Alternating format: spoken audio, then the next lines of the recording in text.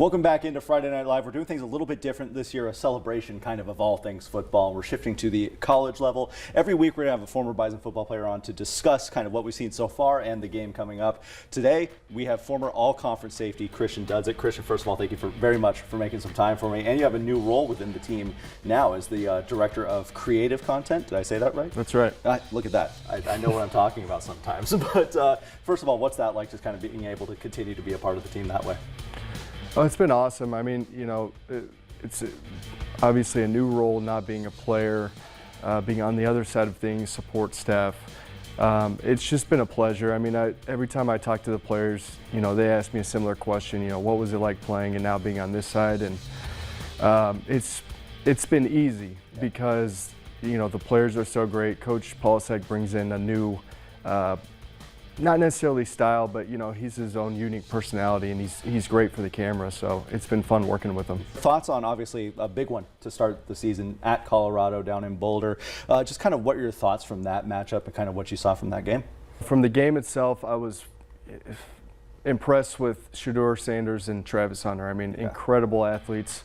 Like Cam mentioned, I don't know if we're going to see players as talented like that again this season. So it was cool, not cool necessarily to see them, but they were impressive on the field. And another thing I took away from it is Deion Sanders is a little bit bigger than I thought he was. I also thought that, and it was really, I mean, like, say what you will about him when he walked out onto the field out there and all 50,000 people started seeing that he was out there and started coming alive. There's something special going on. Tennessee State getting ready to come into town. It's the first time they've ever played any Missouri Valley team. How do you approach these kind of non-conference early games?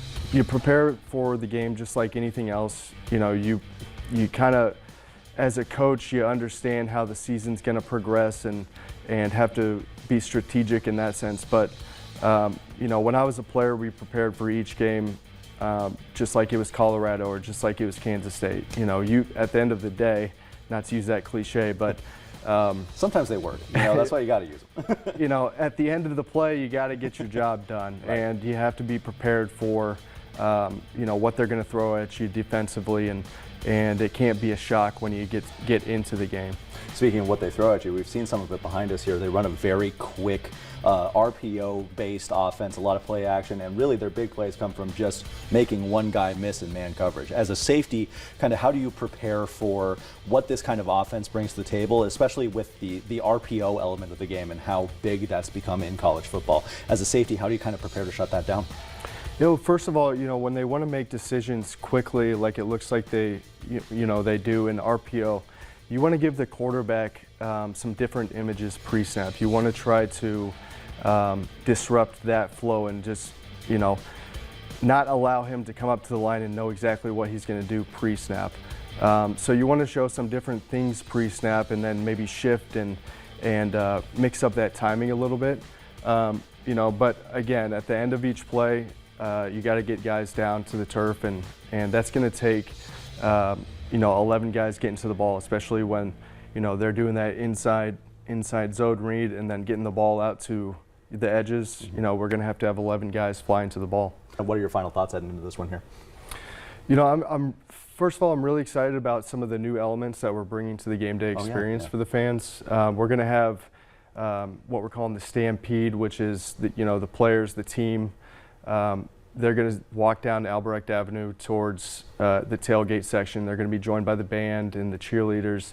And so we want the fans to be aware of it, and we want to, you know, line Albrecht and let them know the type of support they're going to have for the game in 2 hours. So that's going to be at 12 noon, and then we're going to have kickoff at 2:30. So I think it's going to get our players fired up. Our coaches are going to love it.